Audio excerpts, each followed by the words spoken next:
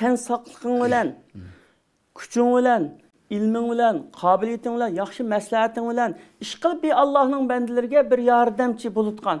Şununki bir Allah'ın bəginiki nimetten başkalarına aşında nimen olsa şunundan bir tutkan. Yani aşında bir kılsan Allah Teala bereket verirken eğer ben fakat beğenmeyettim dese Allah Teala onu başka bir yol bilen bir avarçılık hesap koyuyor. Mesela Allah için vaktini beğenmeyen adamne aynı doktorxanaga berip yok bir iştahı analiz aldırıp doktorgu saklap oturgan qoğuşar başka bir iş çıkıp gelip başka birisini sakçını çağırtkan degендek onu saklap oturgan qo'shar vaqt başka yerga ketgan. Agar vaqtimni ya Allah men sana vaqtimni berdim, bana bereket ata qilgin, vaqtimga bereket ata qilgin desa Allah Taala albatta üzüge atgan vaqtning bedeliga ashuni yani 10 hassa ortiq vaqtni berib ayna qilgan. Mesela az vaqtning ichida nurg'un yaxshi ishlarni qo'lga keltirolmaymiz ba'zi vaqtida.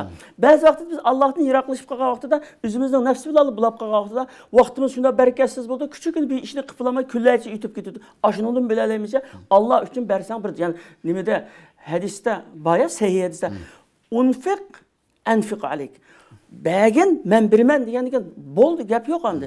Bəgin pul mollig'ini emas, ilmingni, aqlingni, hatto yüz obro'yingni hamma narsangni ish qilib mushu boshqalarga bir manfaat uchun sen ashundan bəgin men sana birmen deganda Alloh taolo bersa birga bir emas, birga 10ni bir deydi.